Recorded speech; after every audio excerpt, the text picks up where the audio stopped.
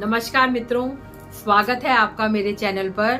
हम लोग कुंडली के 8 भावों के बारे में बात कर चुके हैं। आज हम बात करेंगे 9वें, 10वें, 11वें, 12वें भाव के बारे में। तो चलिए शुरू करते हैं 9वें भाव से।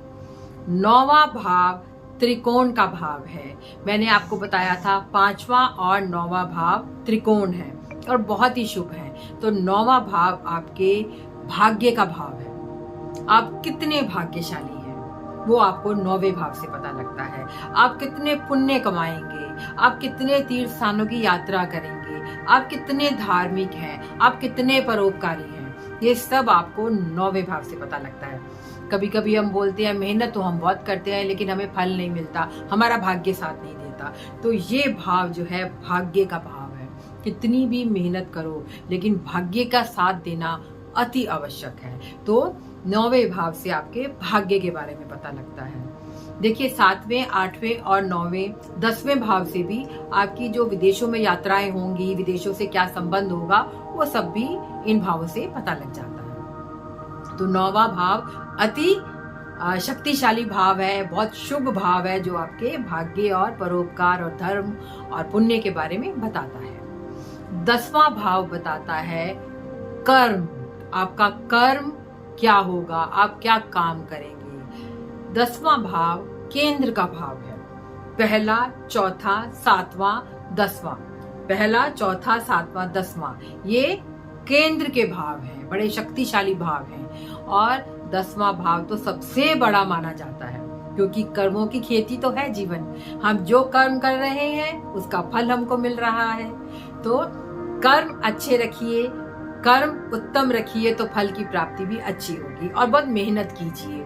जब मेहनत करते हैं, भाग्य साथ देता है तो अच्छे फल हमको मिलते हैं। तो कर्म का भाव हो गया 10वां भाव। इसके अतिरिक्त ये आपको आपके पिता के बारे में भी बताता है। तो पिता से आपको क्या मिलेगा, पिता का क्या सुख है और क्या लिया आपने, पिता को आप कितनी सेवा कर पाएंगे, ये सब आपको 10वें भाव से पता लगता है।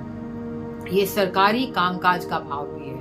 सरकार के साथ आपके क्या रिलेशन होंगे, सरकारी कामकाज आपके उलझेंगे तो नहीं, आप सरकार के साथ क्या संबंध अपना स्थापित करेंगे, क्या लेन देन रहेगा, या फिर सरकारी पद प्रतिष्ठा आपको मिलेगी कि नहीं, सरकारी नौकरी आप ले पाएंगे कि नहीं, ये सब चीजें आपको 10वें भाव से पता लग जाती हैं। तो पिता का सुख हो गया, आपके कर्म और आपका सरकार से क्या लेन देन है, सरकारी कार्यों से आपको कितना लाभ होगा, ये सब आपको 10वां भाव बताता है। 11वां भाव, 11वां भाव आपकी आय का भाव है, आपके मित्रों का भाव है। देखिए आपका भाग्य ने साथ दिया 9वें भाव में, 10वें भाव में आपने कर्म किए अच्छे, तो 11वें भाव से आपको पता लगेगा कि वो कर्म करने से आपको कितनी इनकम प्राप्त हुई, कितनी आपको आमदनी हुई, आपका क्या स्टेटस रहेगा, आप कितना कमा पाएंगे व्यापार से अपने, ये सब आपको 11वें भाव से पता लगता है। आपके मित्र कैसे होंगे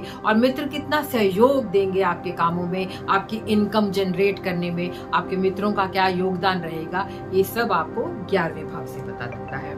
आपके बड़े भाई का क्या सुख रहेगा, ये भी आपको 11वां भाव बताता है। अब आ जाइए 12वें भाव पे।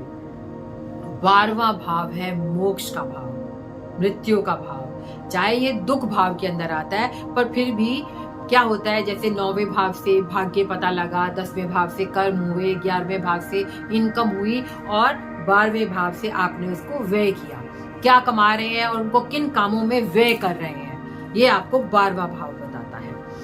12वें भाव से आपको मोक्ष की प्राप्ति होती है, मृत्यु का भाव है और आपके शैया सुख का भाव है। तो देखिए 12वें भाव से भी आपको, चाहे वो दुख भाव है क्योंकि मृत्यु लग गई साथ में, तो आपको दुख भाव में आ गया, लेकिन फिर भी आपको पता लगता है आपने जो भी कमाई की आप कैसे व्यय करेंगे, किन कामों में व्यय करेंगे, आपको शैया सुख कितना होगा, आपने जीवन साथी के साथ शैया सुख कैसा रहेगा आपका, और इसके अलावा और चीज पता लगती है कि मोक्ष की प्राप्ति कैसे होगी।